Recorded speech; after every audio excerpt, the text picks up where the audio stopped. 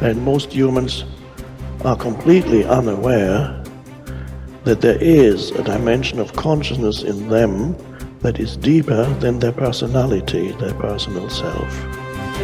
So they are trapped on the surface level of reality, and that is not a pleasant place to be.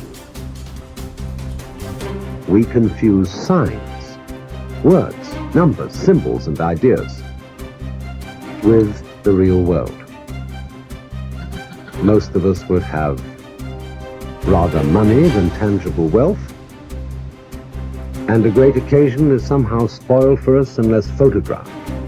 And to read about it the next day in the newspaper is oddly more fun for us than the original rhythm. And all so-called civilized peoples have increasingly become crazy and self-destructive because through excessive thinking they have lost touch with reality.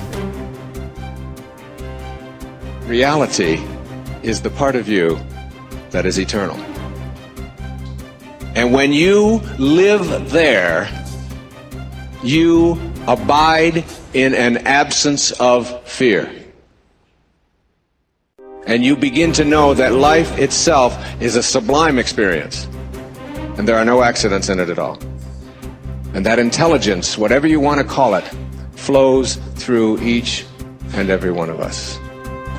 And the same intelligence that moves a star across the sky moves a thought across your mind. We all must deal with that dark side of our nature, the positive side of our nature. And it isn't that it ever gets done or finished, but that we should suppress those things that would cause us trouble, not only within ourselves, but cause us trouble with someone else.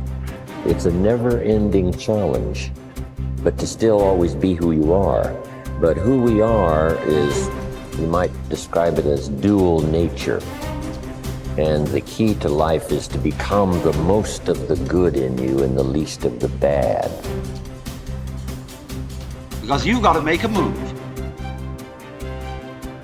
which will put yourself out of your own control into the control of a better. If you don't believe in the Christian kind of a God, you can believe in the Hindu kind of a God, who is your inner self, the real self, the spirit, which is substantially identical with God. So you've got to meditate in such a way that you identify with your higher self. How do you do that? Well, you start by watching all your thoughts very carefully. Watching your feelings, watching your emotions, so that you begin to build up a sense of separation between the watcher and what is watched.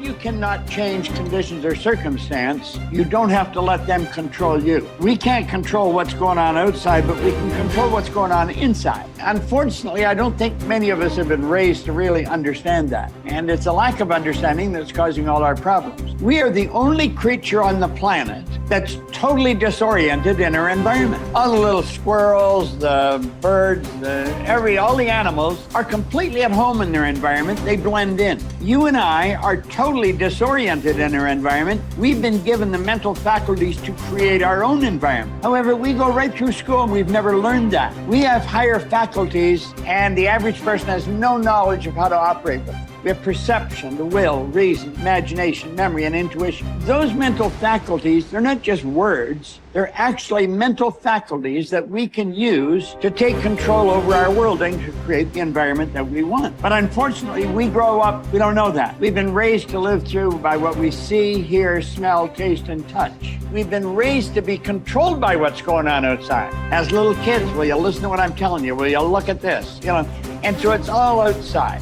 I think we're raised in ignorance, actually. There's a very small percentage of the population that have a reasonably clear understanding of who they are and what they're capable of doing. But the ones that do are in the minority.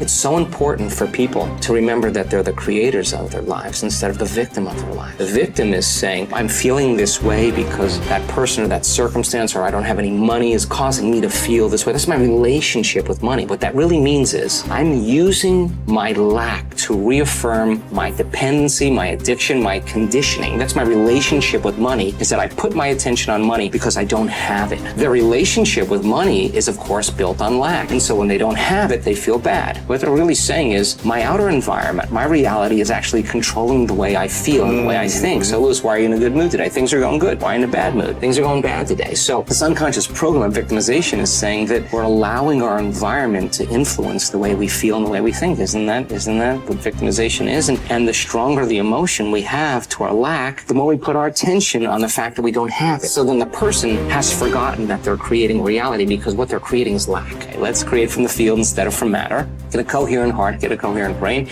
relax in the heart, and energy moves right into the brain. We've measured this 1,000 times, and all of a sudden the person moves into these beautiful, elegant brainwave states where they're super creative, right? The future must become the present in the imagination of the one who would wisely and consciously create circumstances. I think right now everybody wants to create circumstances because they don't like the ones they find themselves in. But you see, you cannot change the circumstance you find yourself in. You can only change your perception of them. And when you do that, you change the circumstance. So we say here, the future must become the present in the imagination of the one who would wisely and consciously create circumstance. We must translate vision into being. Thinking of into thinking from. Imagination must center itself in some state and then view the world from that state. See yourself where we want to be and then be there. Thinking from the end is an intense perception of the world of fulfilled desire. That is so cool. Thinking from the end is an intense perception of the world of fulfilled desire. So what are we doing? We're building a goal, and then we see ourselves already having accomplished the goal. Thinking from the end is an intense perception of the world of fulfilled desire. Already got it. I don't have to get it, I've already got it. That's an intense perception of the world of fulfilled desire. In other words, you got it. It's here. Now think. Are you thinking from the end or are you thinking of the end? If you're thinking of the end, your thinking is way out there. If you're thinking from the end, you're part of it. See, the end result has already happened in our mind. We're created beings. We're God's highest form of creation. We can create in our consciousness the kind of person we want to be and then be that person. And that's what he said here. We must translate vision into being. So we don't just visualize it, we be it. The longer you're conscious of that energy, the more you draw that future to you. What does the synchronicity mean? It means whatever you're doing inside of you is producing that effect outside of you. Pay attention to what you did. And do it again. Yeah. So generate a little bit more abundance. Just do it for an experiment. Now, when the synchronicity happens, do you think you feel suffering or do you think you feel a little excitement? You feel inspired, right? Mm-hmm. So then that synchronicity is saying, use this energy, use this feeling. It should be easier for you to feel this now and go back and do it again. Mm-hmm. Keep the experiment going. And here comes the promotion, here comes the email, here comes the person you meet at the right time, yes. Right? Well, we have something happening here, and then that becomes the momentum, right?